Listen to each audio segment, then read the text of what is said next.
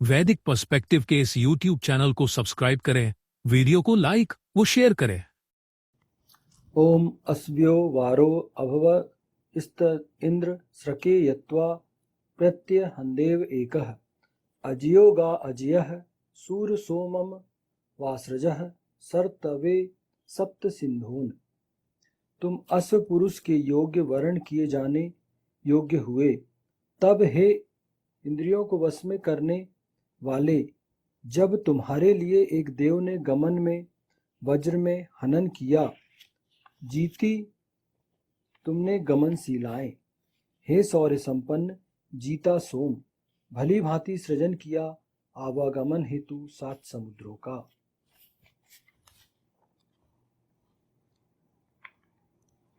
ये ऋग्वेद के प्रथम मंडल के 32वें सूक्त का 12वां मंत्र लिया जा रहा है। जैसे शासन के जो नियम है, अगर आप कुछ गलत काम करोगे, काम भ्रष्टता करोगे, अश्लीलता फैलाओगे, तो शासन आपको दंडित करेगा ना, उसके लिए नियम है, आपको जेल में डालेगा। और अगर आप और नहीं मान रहे, आप कुछ और गलत कर रहे हो, तो फिर अस्त्र शस्त्रों से भी प्रयोग करता है, तो दंडित ज्यादा तरीके से करता है व्यक्ति को प्रशासन। यही ईश्वर के भी ईश्वर के यही नियम है। सृष्टि ऐसे लोगों को बर्दाश्त नहीं करती, क्योंकि ईश्वर ने ये सृष्टि बनाई है भोग के लिए, उपभोग के लिए। लेकिन तेन त्यक्तेन भुंजिता, त्याग पूर्वक भोग करना है आपको, वेद के अनुसार भोग करना है।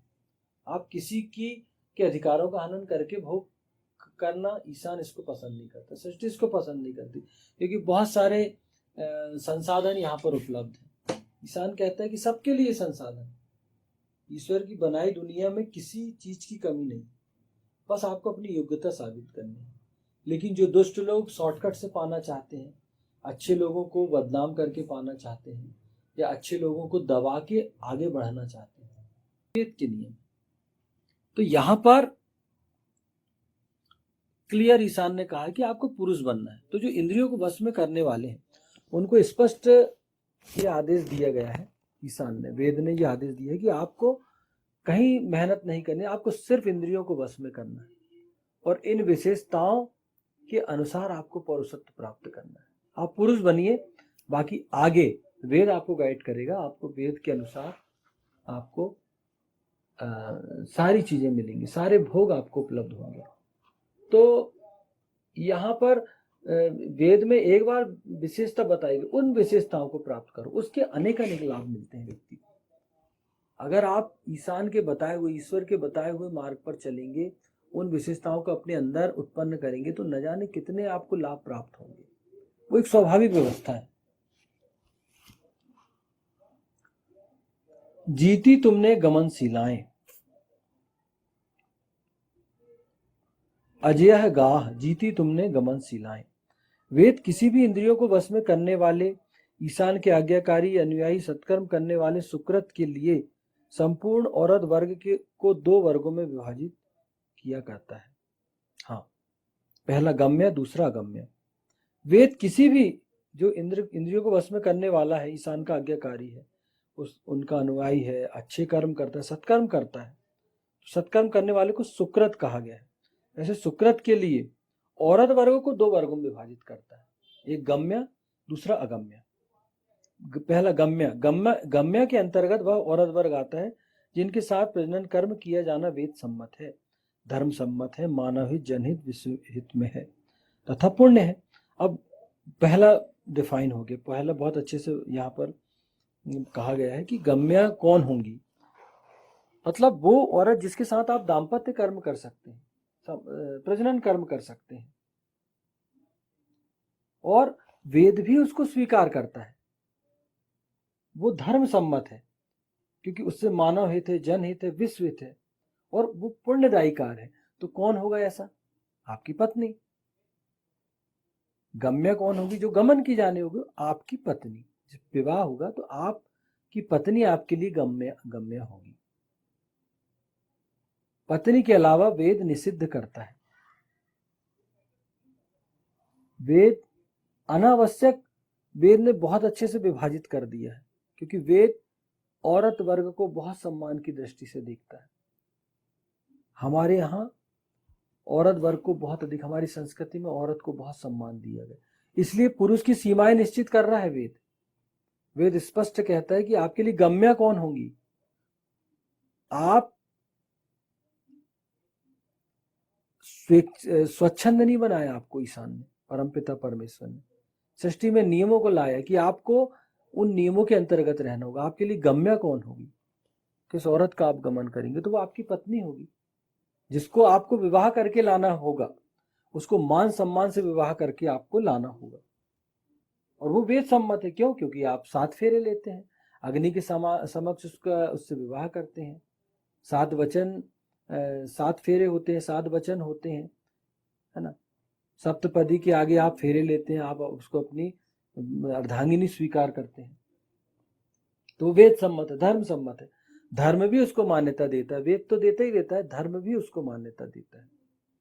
मानव हित, जनहित, विश्वहित, और ये चीज, सब चीजें मानव हित में है, जनहित में, विश्व हित में। क्यों? क्योंकि मानव हित में है ना, आपके द्वारा सृष्टि आगे बढ़ेगी। पति पत्नी आप बन गए तो अब उस सृष्टि से आप दोनों एक सृष्टि को जन्म देंगे, तो मानव हित है, अच्छी संतानें आएंगी उससे, अच्छे सबको। ईशान जो है वो पुण्य का कार्य कहता है। अब दूसरा देखते हैं अगम्य। अगम्य के अंतर्गत वह औरत वर्ग आता है जिसके साथ प्रजनन कर्म नहीं किया जा सकता।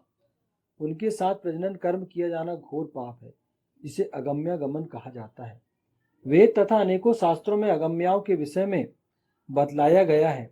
भगवान राम ने बाली के वध के समय अगम्याओं के विषय में यह बतलाया था। पहले अपन ये बात करते कि अगम्य कौन होती है। अगम्य वह औरत अंतर्गत वह औरत वर्ग आता है जिसके साथ आप सोचना भी पाप कहता है। वेद कहता है कि आप उनके विषय में गलत चीजें सोचना भी पाप है। अपनी पत्नी के अलावा जो आपके लिए गम्य है, उसके अलावा, गम्य के अलावा जो और महिलाएं हैं, चाहे वो कोई हो, उनके विषय में गलत सोचना भी पाप कहता है वेद। और उनके साथ दाम्पत्य कर्म करना या प्रजनन कर्म करना तो घोर महापाप है। इसीलिए वेद पहले ही ये सारी चीजें दे देता है, ताकि लोग जब वेद को पढ़ेंगे, जब वेद को समझेंगे और ये विशेषताएं लाएंगे, तो फिर क्यों ये जो समाज में जो अनैतिकता फैली हुई है, बलात्कार हो रहे हैं, बहुत सारे लोग महिलाओं के साथ गलत व्यवहार करते हैं, छोटी छोटी बच्चियों के साथ गलत व्यवहार करते हैं, ये होगा ही नहीं। क्यों? क्योंकि लोग संस्कारिक होंगे ना। वेद पहले ये सारी बातें करता है। तो यहां उसने स्पष्ट कर दिया कि कोई भी और लड़की हो, औरत हो, आपके लिए अगम्य है। अगर वो गम्य नहीं है, गम्य है धर्म अगर उसको वेद ने मान्यता दिया तो वो गम्य है, वो आपकी पत्नी है ओनली। और जो दूसरी है वो अगम्य है, आपको उनको वो सम्मान देना ही होगा। एक जो हर औरत का एक मूलभूत, ये जो उसका जो आत्मसम्मान की रक्षा करने का जो ईशान ने कहा है, एक औरत का जो स्वाभिमान होता है उसको आपको सम्मान देना ही पड़ेगा। ईशान वेद ये कहता है। अब भगवान राम ने बाली के वध के समय अगम्याओं के विषय में यह बतलाया था। अनुज वधु भगिनी सुत नारी, सुन सठ कन्या सम ये चारी, इन्हीं कुदृष्टि विलोकई जोही, ताहे वधई कछु पाप न हुई। मतलब अनुज वधु, बाली को जब भगवान राम ने बाण मारा तो बाली ने कहा कि मैं बैरी सुग्रीव प्यारा, कारण कवल नाथ मोहि मारा, कि हे प्रभु मैं आपका बैरी था। क्यों? क्योंकि आपको सुग्रीव से प्रेम था, और सुग्रीव चूंकि मेरा शत्रु था, तो आप सुग्रीव के मित्र थे तो आपने मुझे अपना शत्रु मान लिया, इस कारण आपने मेरा वध किया, क्योंकि आपने सिर्फ मित्रता निभाने के लिए, जबकि मेरी आपसे कोई आमने सामने की कोई दुश्मनी नहीं थी। ये उसने कहा बाली ने भगवान राम से। तो भगवान राम ने उसको बहुत अच्छे से यही जवाब दिया, ये अनुज वधु वाला, कि अब फिर से पढ़ देता हूं कि भैया अनुज वधु सुनो बाली। उन्होंने कहा, भगवान राम ने कहा, देखो बाली तुमने बहुत अच्छी बात कही है, लेकिन सुनो, मैंने तुमको मारा इसलिए नहीं मारा मैंने कि बाली सुग्रीव मेरा मित्र है, सुनो अब अच्छे से। अनुज वधु भगिनी सुत नारी सुन सठ कन्या समय चारी, इन्हीं कुदृष्टि विलोक ही जो ही, ताहे बधई कछु पाप न हो।